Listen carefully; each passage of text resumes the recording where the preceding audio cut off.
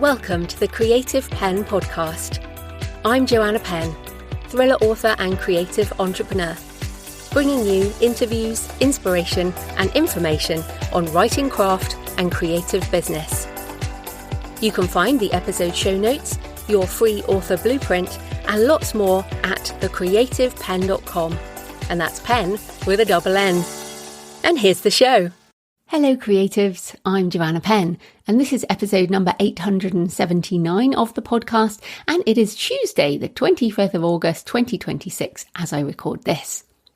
In today's show, I'm talking to Jessica Brody about her book, Page 1 to Done, Fast Drafting Your Novel.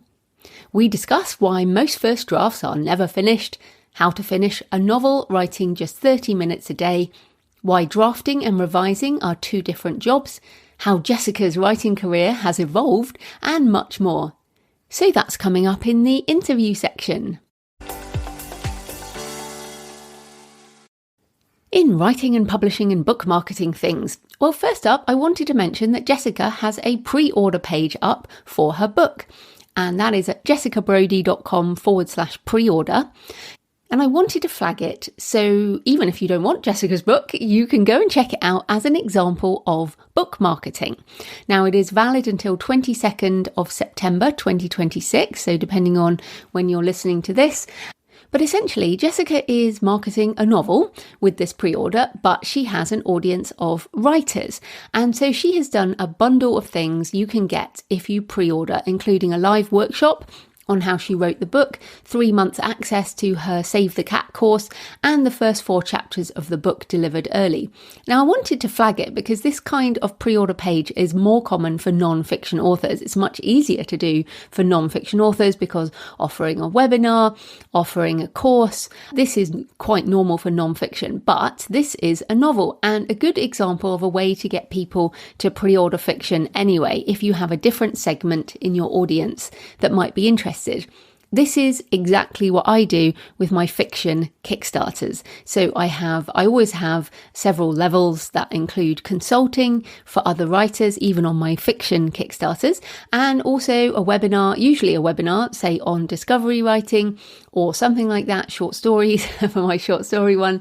And that is aimed at the writers in my audience, even if the product is fiction. And of course, pure fiction readers can just get the books, and the same will be true of Jessica's book, which is a fiction mystery, and we talk about that in the interview. But I wanted to flag this because so often fiction writers will be like, oh, well, I can't do this kind of pre-order. Well, you can. You absolutely can. So a good example of book marketing there, that's jessicabrody.com/pre-order.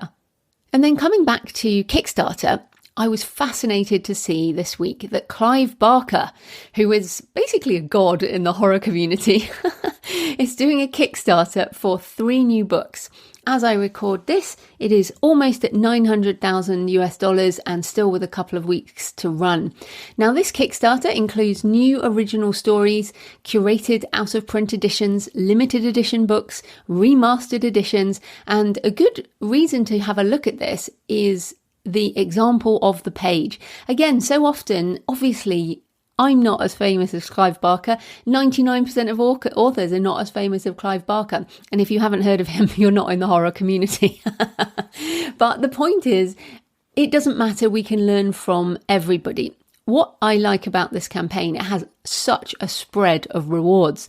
It starts at $39 for one book, and that's obviously a paperback, all the way to a dedicated collection at almost $2,000, which includes a book coffin. It's worth having a look at it just for the book coffin. And this is just a big tip. If you are doing a Kickstarter or if you're doing a pre-launch page like the one we just talked about, have a spread of rewards. Having a high top tier anchors the middle tiers. So I normally, like on my level, it's usually an ebook at $10, but then the consulting package, which also includes the webinar, the hardback, the ebook, the audiobook, like everything else in all of the tiers goes in that top tier. And I usually price that sort of $350. So what you have to think about, if you're selling things, is anchoring the top end as well as the bottom end. And then your middle tier, which might be, let's say, $40 for a signed hardback or $60 for a signed hardback or whatever that is, that looks like a lot of a better deal. And there is a whole psychology to pricing. You can read lots of books on it, or you can just go check out Kickstarters and see what people are funding at different levels. I am actually on that page right now because it just occurred to me how many people have actually bought the $2,000 collection, the ultimate edition. Okay, I'm going to read the 18-inch tall book coffin featuring a detachable demon statue and the limited edition portfolio with all the art prints and a backer-only event. And it's just all these things that you get in there. And there are 52 people who have bought that for $2,000. Now, that's really interesting. We have to critically evaluate our pricing decisions around fiction. We really do. If for too long, indie authors, we have just been bargain basement authors. It's time to stop. So go have a look at that. That's Clive Barker on Kickstarter. It's also worth looking at the campaign page, which has a lot of good text and images and a load of stretch goals, which could give you ideas for your campaign. Now, yes, I will be doing another Kickstarter for my next fiction project and my Gothic Cathedral one when I finally get around to that. That's definitely 2027 now. I think everything's 2027 now. I do have right next to me, I have my How to Write Short Stories book, which is coming out. But this campaign has really good design on it as well. Now, of course, it feels like Kickstarter is officially mainstream when these sort of big name traditionally published authors come in. And of course, it's Clive Barker's publisher that's doing this. It's not him necessarily. But what I think is it is making it mainstream for all of us. So it is making it normal to spend this amount of money on amazing limited edition books. This helps all of us. If you remember several years ago, I mean, we've all been educating readers around Kickstarter for years. I don't even make that video anymore, but for my first couple of campaigns, I had to make videos saying, okay, what is Kickstarter? How do you back someone? What is backing compared to ordering and all this kind of thing? And now I feel like with these a lot more big name authors in different niches coming in, it's good for all of us because we don't have to educate people. And the thing is, once your payment method is inside Kickstarter as a backer, it's much easier to back campaigns. Another tip is you can back for just $1. You can back any campaign for $1, which, you know, they get $1, but it means you get access to all the updates so you can learn from the campaign. So while I'm not planning on spending, even though I've read a few Clive Barkers, I'm not a super fan, but I've put in $1 because I want to see how they run this campaign. So that can be another tip. If you want to do Kickstarters for your own books, you must become a backer, even if that is just for $1 on different campaigns. And then also interesting, Seth Godin, marketing guru for many of us, blogs about the Amazon tax. And it's pretty scathing. I'm going to read a few excerpts. He says, Amazon makes nearly $1 billion in profit from search ads every week. My publisher is terrific, and they're working hard to introduce people to my new book. Last week, they began buying search ads on Amazon. And this is why Seth is examining it. He says, by making the marketing of products significantly less efficient, Amazon makes products more expensive or sucks the energy out of the development of new products. This leads to two perverse side effects. First, producers realize that if brand reputation matters less than a budget for clicks, they will shift to shoddy and cheap versions of their products, so they have a bigger budget for clicks.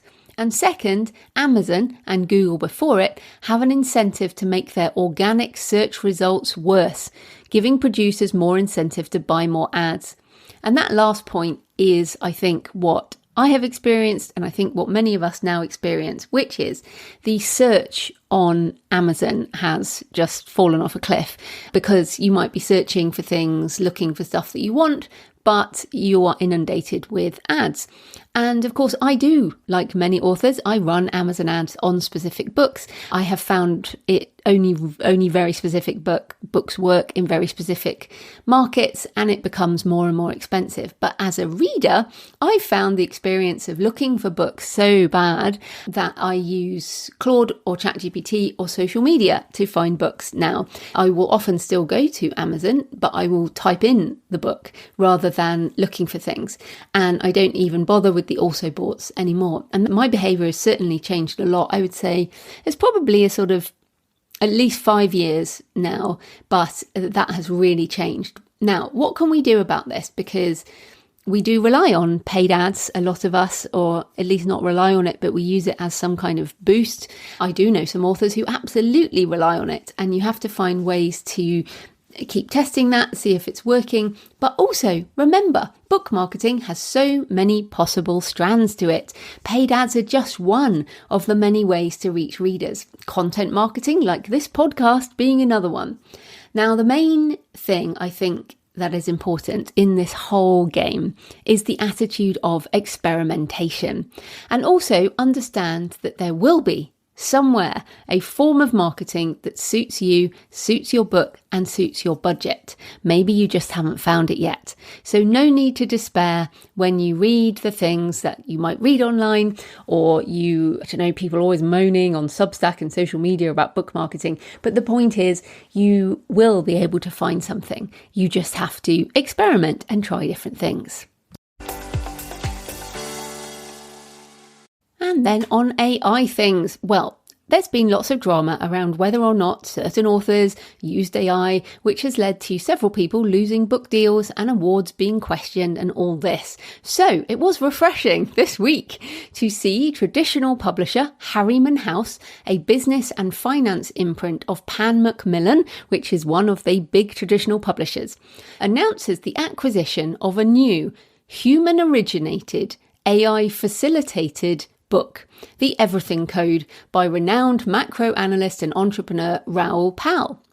In a trade publishing first, The Everything Code leverages a secure proprietary AI application grounded exclusively on Raoul Pal's extensive personal archive to bring his economic insights to a global audience. Pan Macmillan say the safeguards, the human oversight, and our open approach to communication about the book all follow our published AI principles, said Sarah Lloyd, global AI lead at Pan Macmillan. And the reason I'm emphasising this is I actually think this is a super refreshing approach, and I'm very interested in this term human-originated, AI-facilitated. To me, that sounds AI-assisted. It's essentially my definition of AI-assisted. I think it's probably everyone's AI-assisted definition, but there we go. I find it hilarious that they're essentially inventing a new terminology to label things. Carrying on with this, it said, Harriman House partnered with sister company Chapter, CHAPTR, to develop a proprietary secure AI application called Weave. The tool was grounded strictly on Pal's own extensive historical body of work, his unique IP, speeches and analytical frameworks. This ensures that no other author's work were used during generation. Personally, I have to question that because they haven't built their own AI model just with his work. That would presume to be pretty impossible. But hey, I don't know. I'm not the developers. Harriman House and Chapter also employed deep research fact-checking tasks for verification with additional human review to help protect Pal's unique creative authority. The final narrative underwent the same rigorous high-level shaping, structuring, and meticulous human editing as any title published by Harriman House, with expert editorial oversight at every stage. I can't imagine how many times they had to write this. They've obviously been incredibly careful, or perhaps they did just use their special AI. Raoul Pal commented, the process of creating the book has been a game changer for me. I would never have the time to write this book as I'm juggling 4 roles, but I really wanted to do it. The efficiency of writing, editing and structuring the book from my large body of already published content is truly remarkable, and I think we changed a small piece of publishing along the way. To ensure complete transparency with readers, listeners, and the wider creative community, the book will be clearly marked as human-originated, AI-facilitated, including an explanatory note on the cover, clear retail metadata, and an in-depth author's notes detailing the process of creating the book. The Everything Code is set to publish worldwide in November 2026 in paperback, audio, and ebook formats. Okay, so I am now on the Amazon pre-order page and I can't see anything on the cover. There's nothing on the cover specifically, but on the Amazon text, it does indeed say at the bottom, human-originated and AI-facilitated, and it says fully adhering to parent publisher Pan Macmillan's AI principles.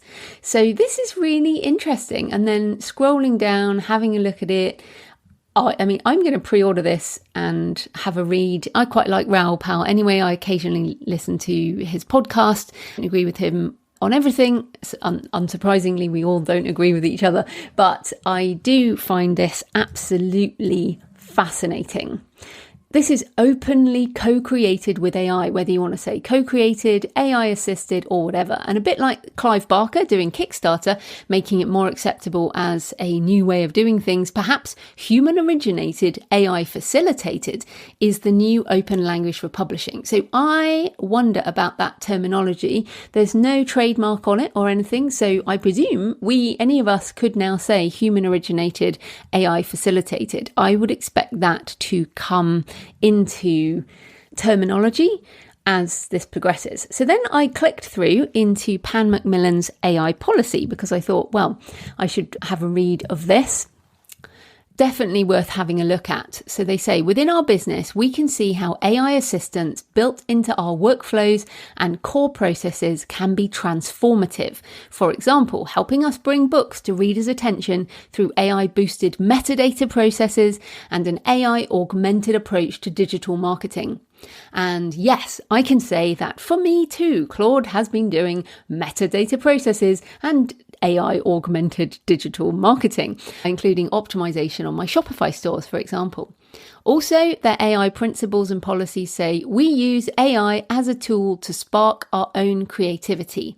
Yes, me too. And in fact, I've talked about this before as it really feels like a spark. And I spark with Claude and we spark back and forwards and ideas and books get better. Pan Macmillan also say, where content is generated with AI assistance, it is subject, when appropriate, to human review, editing and refinement before publication. Yes, again, me too. For me, this is everything and this is the whole point. So I'm so pleased about this. I'm so happy this is being talked about, or at least it's being put out there by Pan Macmillan, and anybody submitting to any Pan Macmillan imprints, perhaps this is the way one should approach things. So yes, coming back to Raoul Pal himself, he has a big audience, a big podcast, a big newsletter list, and also some money.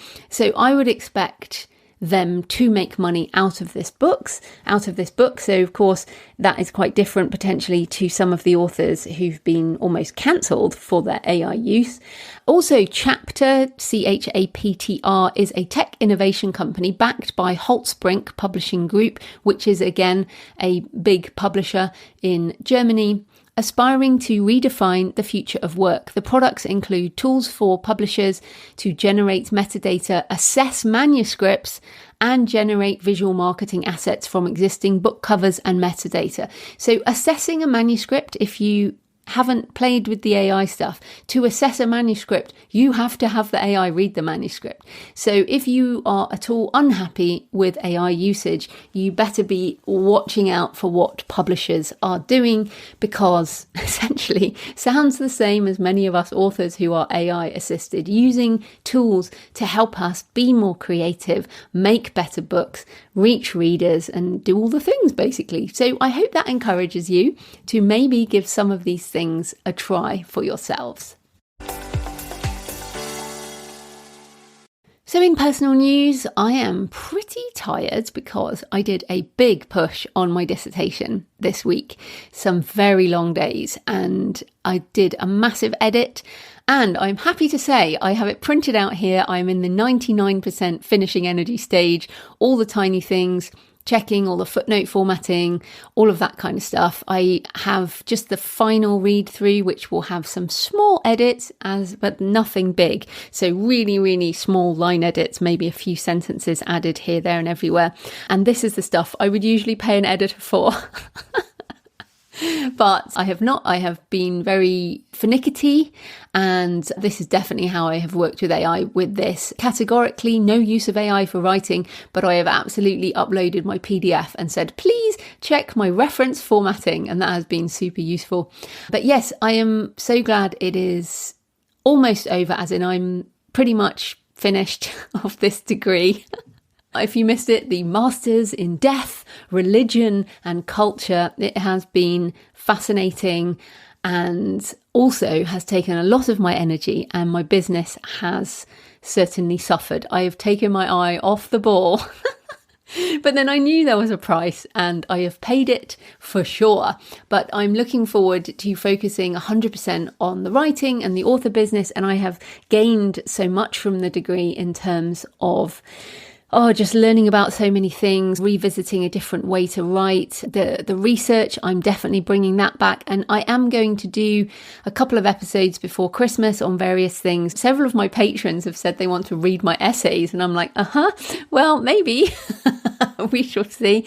But yes, I need to have some time to step back and reflect on everything. I do have coming up in the next few weeks my anniversary post that I do every year. I left my day job in September 2011. So every year I do a annual reflection. So I'll be thinking about that.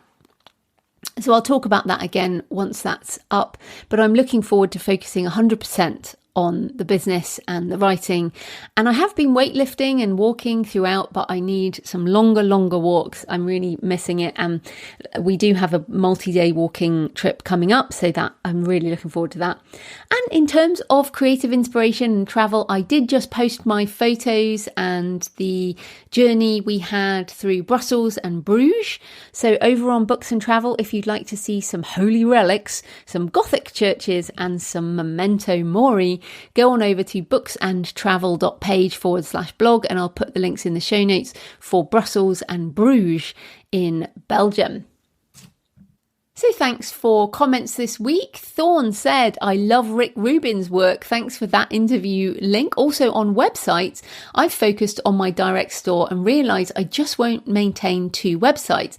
So I finally figured out I could set up a clean static thorncoil.com site directly with my email provider, Kit. Now my newsletter is incorporated into my site. My shop link is at the top, easy peasy, which fits my mantra, let it be easy. And that is a comment on last week with Ricardo, and great to really think about how can we make things easier in our business. I am also simplifying so much using Claude Code a lot. Obviously you can use Codex, Grokbot, which I've heard from a few people they're enjoying. There are lots of AI agents that can do a lot of work now. Actually, I've been doing a lot with Claude on my Shopify site as well as my WordPress site, and all the technical things that we haven't been able to do. I think I mentioned Google Search Console and everything last week, but essentially there are things that I've just not looked at for years, and finally I can get AI to help me do more strategic, intelligent things, which is cool. So yes, I would love some more comments. Please leave a comment on the podcast show notes at thecreativepenn.com or on the YouTube channel at The Creative Penn. You can email me and send me pictures of where you're listening or your favourite cemetery or churchyard. And you can always comment on the interview or the introduction. Email me, Joanna, at thecreativepenn.com. I love to hear from you. It makes this more of a conversation. So today's show is sponsored by Kobo Writing Life, the self-publishing platform built by authors for authors. KWL is dedicated to empowering your indie career and helping you connect with readers worldwide. Now, in terms of book marketing, are you ready to amplify your book's reach and boost sales? Kobo Writing Life offers a powerful suite of promotional tools designed to put your books directly in front of eager readers. Leverage strategic percent off sales, buy more, save more bundles, and prime homepage placements to drive discovery. And yes, this is a different way to do marketing on Kobo. On a personal note, I go into KWL every few weeks and apply for every promotion I can. I won't get all of them, but I get some of them. And bundles do especially well in Kobo promotions, and they also have opportunities for books in translation as they have partnerships with many independent stores in different countries. So if you want to go wide with translations, check out Kobo as well. Start promoting on Kobo today at thecreativepenn.com/KWL, and that goes to a landing page with all my books on Kobo in ebook and audio, and also useful episodes of the Kobo Writing Life podcast, which you can listen to wherever you're listening to this. This type of corporate sponsorship pays for the hosting, transcription and editing, but my time in creating the show is sponsored by my community at patreon.com/thecreativepenn. Thanks to the 10 new patrons who've joined this week, and thanks to everyone who's been supporting for months and years. If you join the community, you get access to articles, video and audio covering writing craft, author business and AI tutorials. This week, we had a demo of how to use Claude with Vellum for formatting, and also we have live office hours, which is always fun. The Patreon is a monthly subscription, the equivalent of buying me a black coffee a month or a couple of coffees or a flat white if you're feeling generous, because goodness me, coffee's gone up. So if you get value from the show and you want more, come on over and join us at patreon.com, patreon.com/thecreativepenn. Right, let's get into the interview. Jessica Brody is the best-selling author of over 20 novels across different genres and age groups, as well as writing for Disney Publishing. She's also the author of Save the Cat Writes a Novel and other books and courses for writers at the Writing Mastery Academy. And her latest book is Page 1 to Done. Finish your novel in 30 days with the fast drafting method. So welcome to the show, Jessica. Hi, thank you so much for having me. I'm so honored to be here. My writing community just speaks so highly of this podcast, and so I'm excited. Oh, well, thank you. And you were requested, so this is going to be a good one. But first up, tell us a bit more about you and how you got into writing and publishing. Well, I started writing when I was 7. Mm-hmm. And I like to put in air quotes. I wrote my first, quote, novel when I was 7. It was about 3 pages long.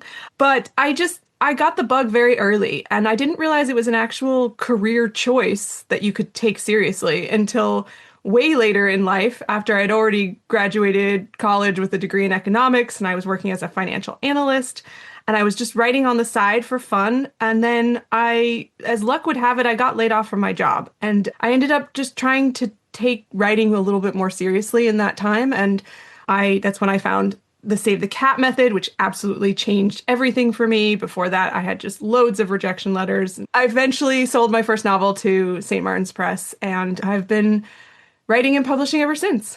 That was like 20 years ago now.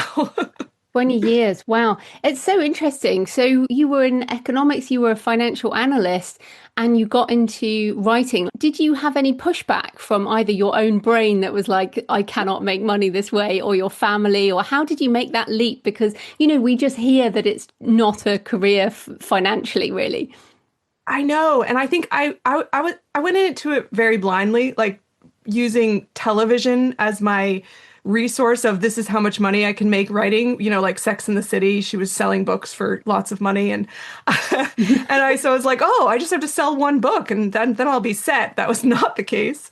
My first advance was so much lower than I expected. And what happened, though, was kind of interesting.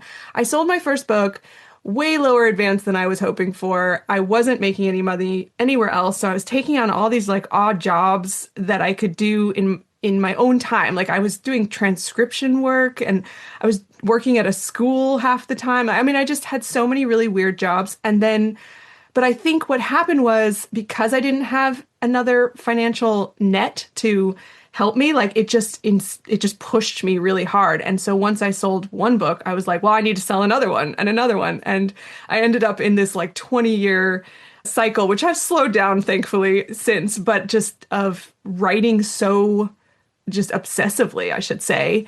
And then I just kept selling books and selling books. My advances got higher and higher. And eventually I was able to support myself with my writing, but it was not instant at all. Actually, that's a really good note there because we often hear so much of these sort of debuts that get paid out a ton of money and then they disappear and they kind of almost spiral down. Whereas what you've done is spiral up, which is almost a better way to do it, perhaps with your reputation with traditional publishing. It's funny, I tell this story a lot to writers who are looking to get published, is that the big advance is not necessarily the end all be all. Because I have heard that story before, someone gets a very big advance and then it doesn't earn out and they can't sell another book because the publisher's lost money or whatever. And I had the opposite experience. My advance was so low and my publisher got worldwide rights. They bought worldwide rights. So they started selling foreign rights of my first book really early on. And I earned out before the book even came out, just with just a few foreign sales. Yeah. And that ended up just setting me up for success because I was making money for the publisher from day one and I was able to sell more books. And so I sort of worked my way up. And I really do accredit a lot to how long I've been able to stay in this game. No, it's a good way of thinking about it because the publisher, people forget, the publisher isn't a charity. The publisher has to make money from your book. So it's nice that you make money, but they have to make money or they're not going to bother. Right? Yeah, exactly. Yeah, so let's come back to Save the Cat because you mentioned that the original method really changed how you write. And then, of course, you did Save the Cat writes a novel. So I've got that. I imagine a lot of people listening have got that. But tell us a bit about why that methodology made such a difference to you and why you think it's so useful. Well, and here's, you'll sense a theme here. I went into this business, like I said, just without knowing a lot. And I kind of went into it the way I think a lot of writers do is like I had an idea, I sat down and I tried to write it. And I had sort of no guidance, no map, no structure. And I just wrote. And I actually finished something, which is surprising. But then I started to get all these rejection letters that basically said similar things, which was, you're a good writer, you have a good voice, but there's no story here. And I just didn't understand that feedback because I had finished something. I could print it out and stack it on my desk. Wasn't that a story? And apparently it was not. And then a screenwriter friend of mine that I was talking to about how I was just getting all of these rejection letters with the same note.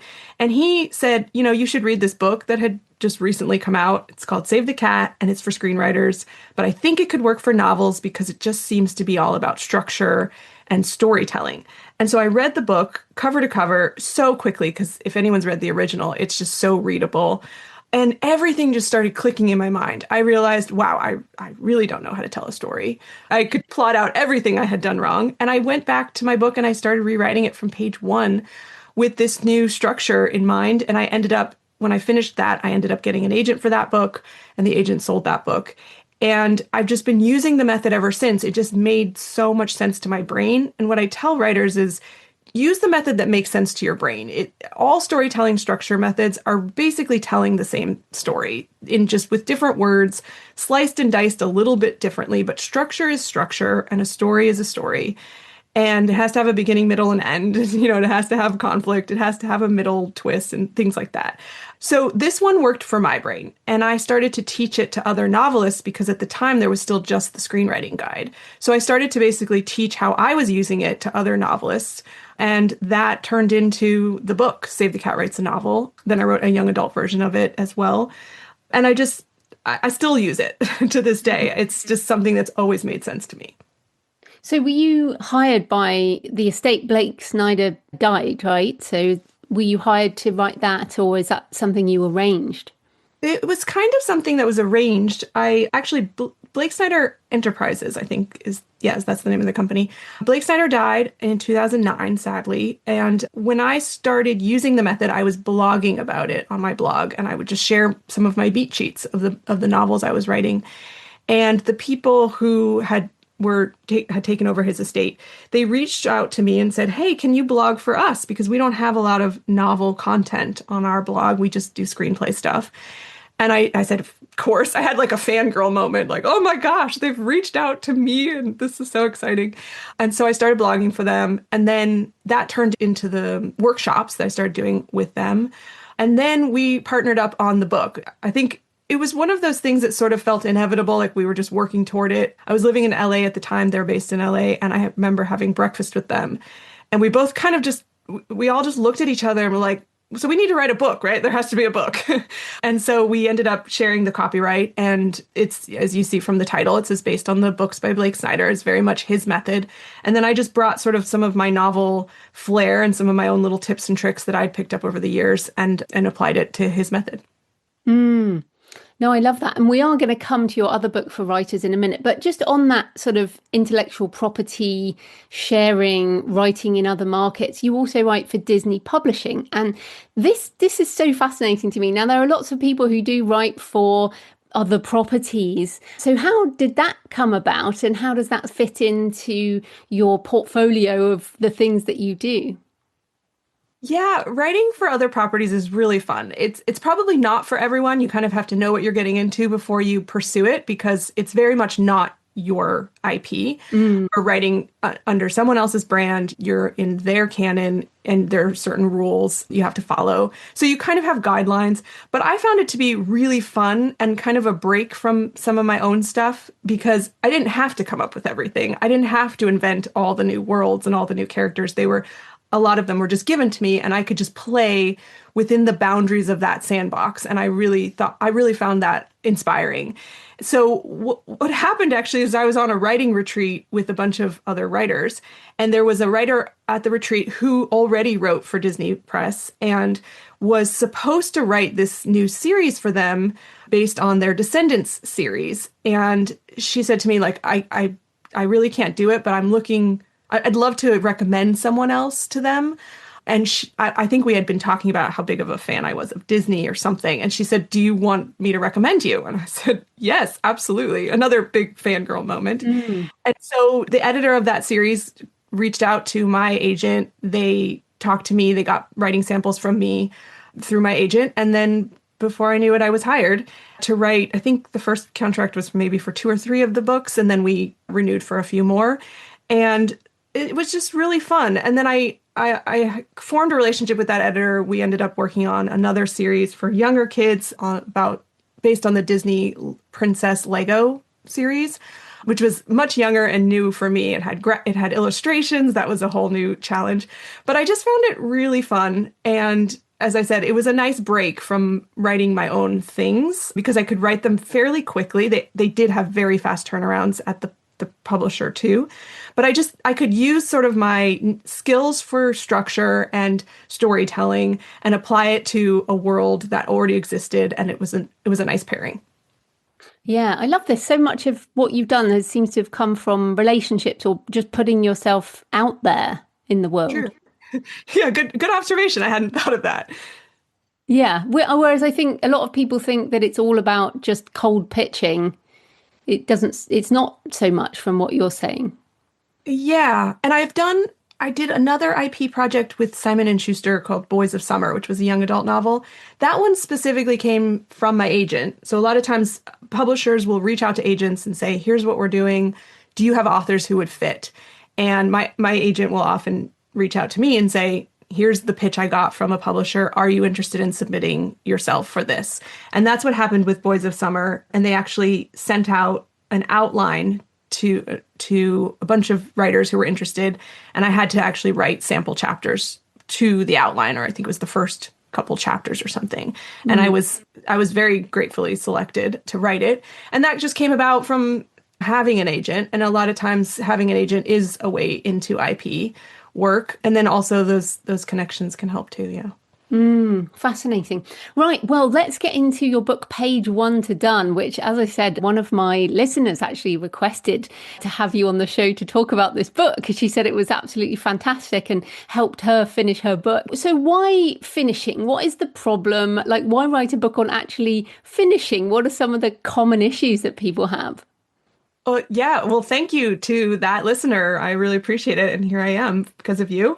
Connections, once again. Mm. So, the page one to done came out of my own struggle with finishing, and not just finishing, but finishing efficiently and maintaining joy throughout the process of writing a novel. As I said, I was writing very fast and furiously, and my deadlines were piling up, and I started to feel like writing a novel it stopped being fun. It started to become a very frustrating process, and I realized that was a lot about how I was approaching the first draft, which, as most writers know, the first draft is very hard. And when I started to look further into it, I found this statistic online that's widely accepted in the writing community, which is that 97% of first drafts are not finished, which is wow. I mean, mind-blowing, but also not that hard to believe once you think about the challenges of writing a first draft, of taking an idea from a seed, developing it into a full plot with character development and arcs and subplots and side characters and themes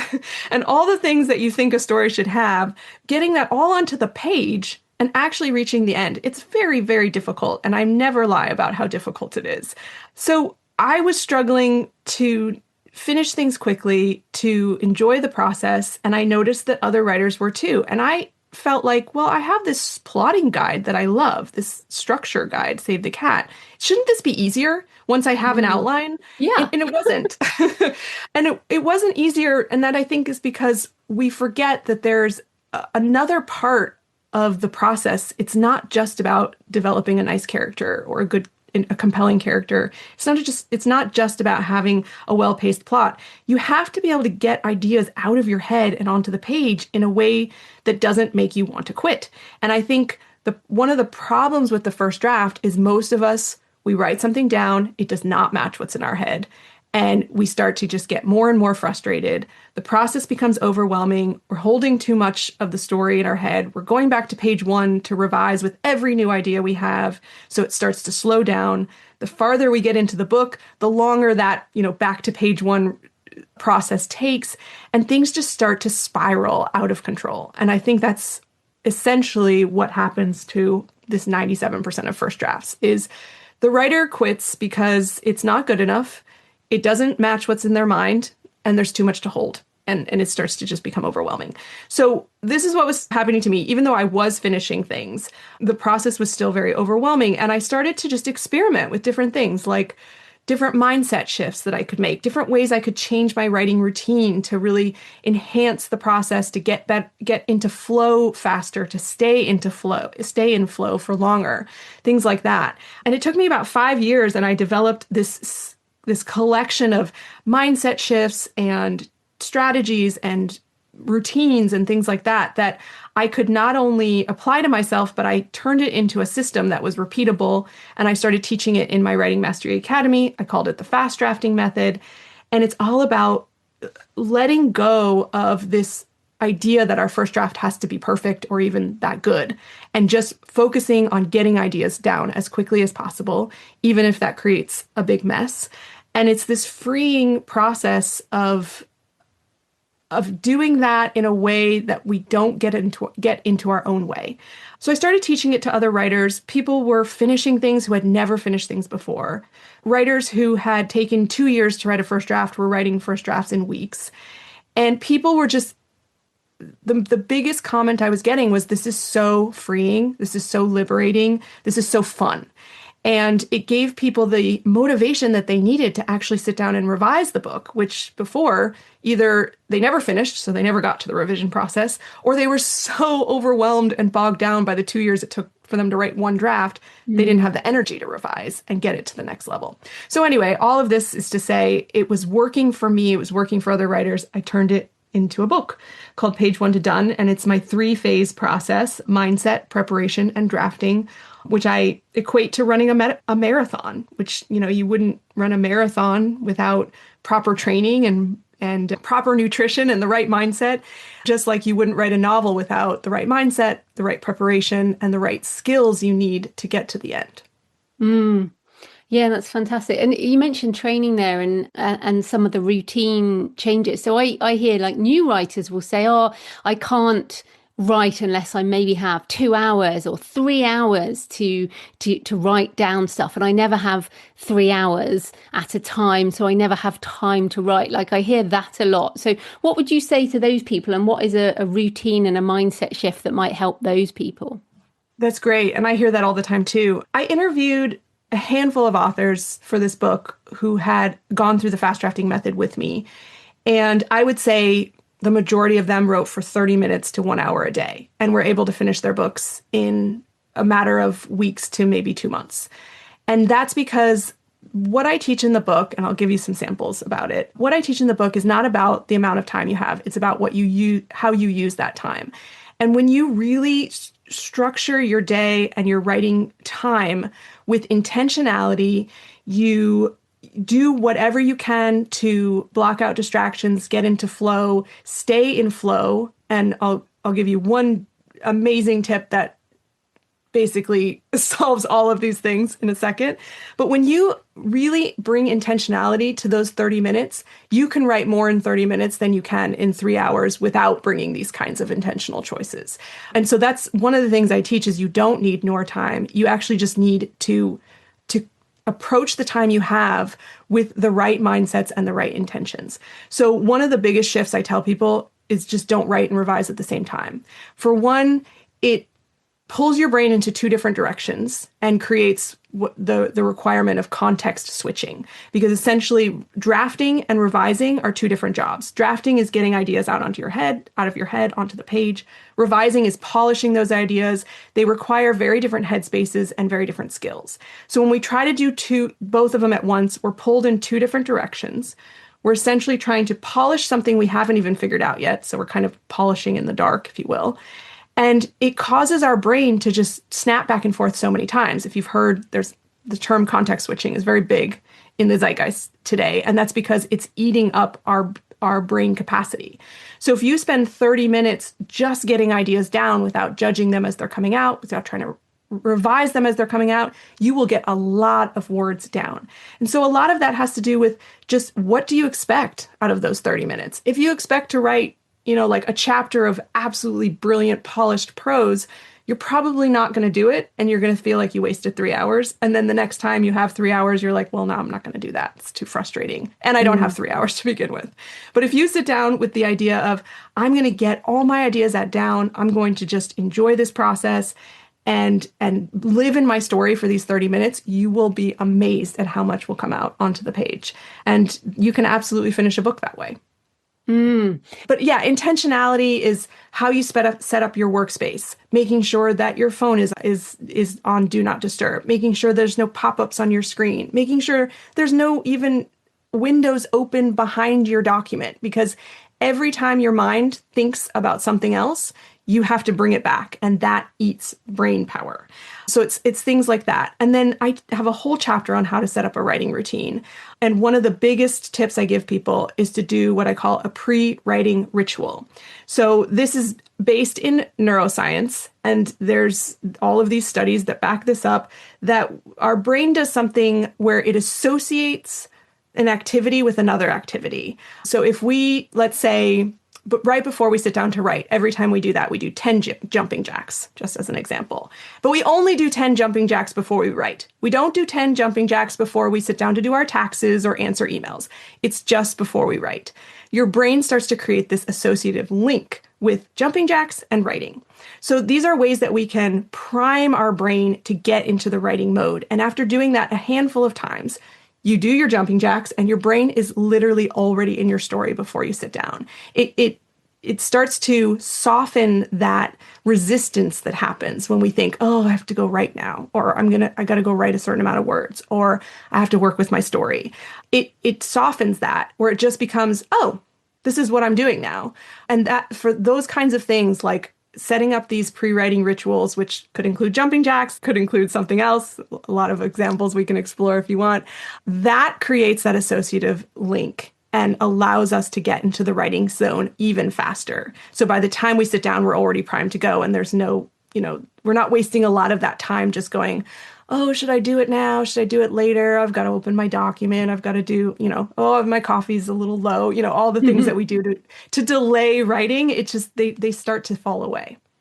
Yeah, I mean, I always tell people, like, you and I turned up on time, we arranged this, we respect each other, we turn up and we're doing this within a time slot. And so I always say to people, look, make a calendar entry for your writing, and do you respect your writing enough to turn up on time and do the work? You know, we had a few minutes of saying hi or whatever, and then we got on with our work, which was this interview. So it's like, if you've arranged to start writing for that half an hour, then it is work still, right? You need to turn up and honor that.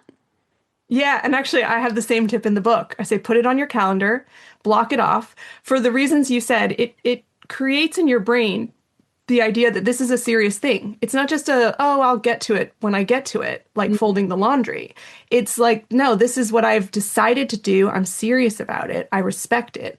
And just like any other appointment that you would respect, like, lunch with a friend or an important business meeting, like, you show up for it. You don't go, yeah, I think I'll show up for that business meeting in a few hours when I feel like it.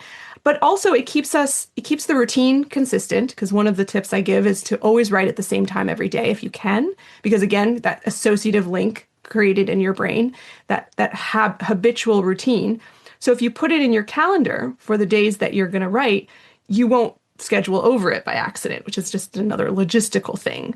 But I say something similar to what you just said, Joanna, in the book, which is basically, if you booked a massage for an hour, you would stay for the hour, right? Because you paid for this massage. Hell It's yeah. important to you. You're not going to like get up in the middle and like start texting your friends. You want your massage.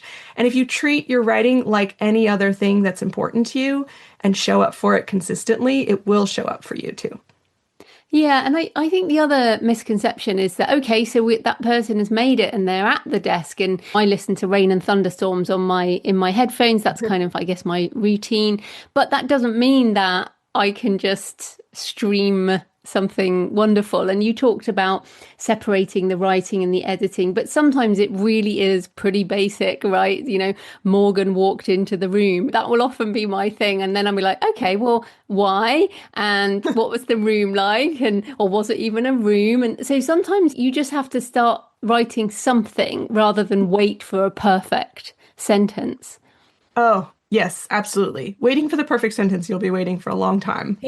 And I say, waiting for inspiration, you'll be waiting for a long time. And my joke is, if I waited to write only when I felt inspired, I'd finish a book about every 20 years, and if that. Yeah, I think that's very important. And I teach a lot of tips and tricks in the book on how to get past that resistance, because of course we don't want to just sit down and write something, that we don't like. We don't want to just write down, oh, she stared at her computer for 10 minutes. But sometimes we have to write that down to get to the next sentence or the next plot point or whatever barriers in our mind. So one tip I'll tell people is put things you don't like in brackets, like the square brackets. It's a really simple tip, and it's one of the tips I share in the book. Just put it in brackets and move on. And what the brackets do is, at least for people who use it, it's like scaffolding. It's a reminder to your brain, like, this isn't permanent. This isn't going to stay. I'm going to come back to this later and fix it once I figure out what the story is and what she's actually doing in the room at this moment. But for now, it's there. It's on the page. I can move past it. And for me, at least, the brackets are just this really nice reminder of the scaffolding. Like, nope, not perfect, not permanent, moving on. And then you can come back later and flesh it all out. I share a lot of anecdotes from my 20 years of writing novels. And one that I particularly like is, I was working on a novel and I had this scene that was just so awful, where all of my characters were like sitting in a room. I had no idea what room it was or what it looked like. And they were talking about their feelings. And it was just so awful and boring. But I had to get through this scene because I had to establish certain things that came later. And I was complaining about this scene. I was on a writing retreat at the time. And my writer friends were like, let's just do a writing sprint. And we'll all write really fast and we'll all get through our bad scenes and we'll move on. And so I did that. I moved past the boring scene. It was still boring all the way to the end. But here's the thing. I couldn't figure out what happened in that scene until I'd figured out the whole story. And so I wrote like the bad version. And then in the next draft, I came back and I was like, oh, this scene should take place on this bridge that I wrote in the finale that I didn't even know I needed. And it's like this very symbolic bridge, and they can be standing on the bridge, and then they should be talking about this because that's going to pay off in the third act. And I hadn't even thought of that yet. So it was all the things were coming together, but I could have never come up with that at the time. And if I had just sat there and tried, I probably would have gotten stuck at that scene and quit. So I had to just write the bad version, move past it, and come back later. Yeah, and I think maybe because you're sort of famous for structure, people think that maybe you wouldn't have to do that because you already came up with that in the plotting. But it sounds like you're also putting in those elements and foreshadowing and deepening things in the edit. So that's quite comforting for me as a discovery writer, because I end up doing so much more of that kind of thing in the edits. Yeah. And well, something I like to say is that we're all discovery writers, just different degrees, because the writing process, no matter how much you plot in advance, is always going to be a discovery process. There's always going to be things you didn't think of. There's always going to be a way to tie things together that you never could have thought of before you started writing. So much of the story evolves and gets processed on the page and in your mind as it's coming out onto the page. And it's delusional to think you can think of all that before you start and you start engaging with the characters. You can come close. I've known writers who have come very close, but almost all writers will discover something that they didn't know in the outline. And I would argue that that's actually the fun part of writing is not it's not the days when writing goes exactly to plan. Those aren't they're nice, but they're not necessarily the fun parts. The fun parts are when you sit down to write the scene you thought was going to be the scene, and suddenly this new detail appears, and you go, oh my gosh, this totally unlocks everything, and I never even thought of it. It could be in a text message. It could be on a billboard. It could be something the character just blurts out that you weren't expecting, and suddenly your whole story comes together in that moment, or maybe just the scene comes together. But it's those moments, I think, that we write for. And so even just expecting the book to come out exactly as you plotted is sort of one of those mindset shifts that if you shift it and think, this is really fun, I get to discover new things about my story that I wasn't expecting, that again just makes the process a little more fun. So instead of, oh, this isn't what I thought it was going to be, or this isn't what I outlined, which is sort of a negative, focusing on what's wrong with the book, as opposed to, oh, wow, this is teaching me something I never expected about my story. And that's pretty cool.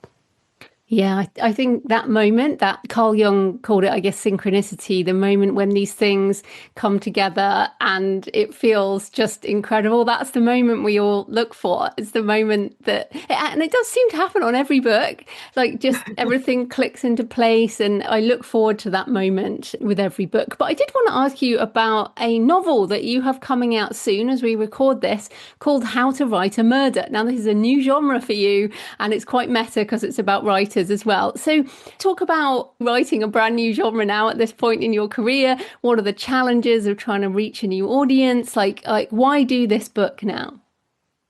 Wow, great question. I love challenging myself to do something new. I wrote contemporary for many years and then thought, I'm going to try a sci-fi. And then, so or I'm going to try middle grade now.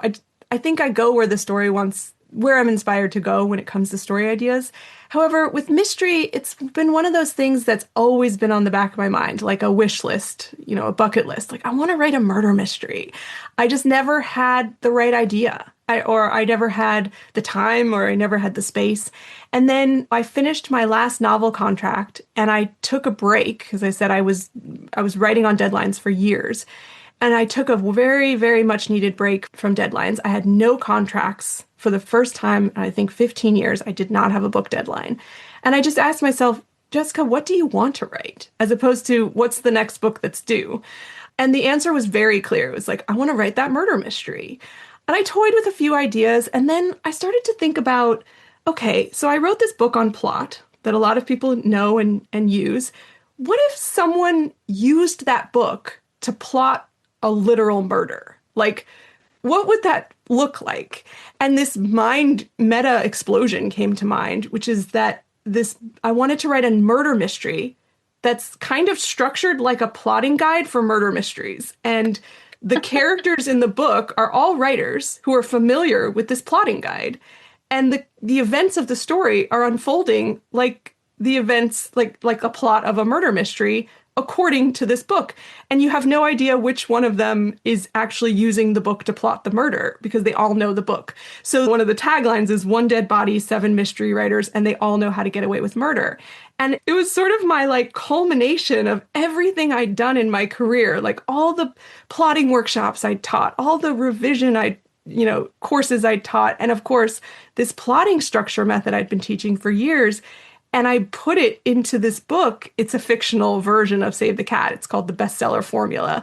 Is the sort of the premise of this book is that someone is using a murder mystery plotting guide to plot a literal murder. And so the reader is learning how to write a murder as they're reading about the murder on the page.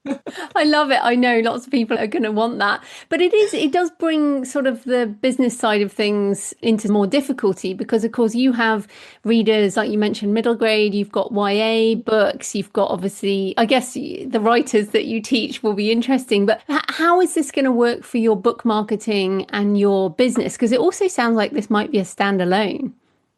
It is a standalone as of now. I have some sequel ideas, but we're not pursuing them yet. But yeah, it's a different market for me, for sure. And that's become a challenge as I'm marketing, because I'm not in the thriller mystery space yet. And I haven't written a novel for adults since the very, very beginning of my career. I've been mostly writing for teens and middle grade. The good news is most of my teen readers are now adults because it's been so long since I wrote for teens. So there's that. But yeah, I think the book will appeal to mystery readers just because it's a fun mystery and there's a fun meta element to it. I think it's going to appeal to writers as well. So I'm very much leaning on that, at least for the launch, which is, I hope my writer community will get behind this book, because it's very much an ode to storytelling. It's an ode to writers. I dedicated it to writers. As a writer, you will understand this book on a level that a reader never will. And you will get so many of the little inside jokes that a reader might just skim past. And so I did very much write it for writers with the hope that readers will also enjoy it. I had the most fun writing it I've had, I think, of writing any book. Partly, I think that was because I wasn't writing it under deadline. I was just writing it for me, but also just because it felt like the book I'd been destined to write for so long. Fantastic. So we're out of time. So where can people find you and your books and everything you do online? How is that possible? I feel like we just started. Yeah, so jessicabrody.com is the best place to find everything. If you're interested in my writing courses, you can check out writingmastery.com as well. Well, thanks so much for your time, Jessica. That was brilliant. Thank you, Joanna. I had so much fun. So I hope you found the interview with Jessica interesting and inspiring. Let me know what resonated with you from the interview and also from my introduction. Please leave a comment on the podcast show notes at thecreativepenn.com or on the YouTube channel, or email me, joanna@thecreativepenn.com, and send me pictures of where you're listening or your favourite cemetery or churchyard. Next week, I'm talking about how to redesign your author business for the environment that actually exists rather than the one you wish you were in, with Tracy Cooper Posey. So happy writing, and I'll see you next time. Thanks for listening today. I hope you found it helpful. You can find the backlist episodes and show notes at thecreativepenn.com/podcast. And you can get your free author blueprint at thecreativepenn.com/blueprint. If you'd like to connect, you can find me on Facebook and X at The Creative Penn, or on Instagram and Facebook at JFPennAuthor. Happy writing, and I'll see you next time.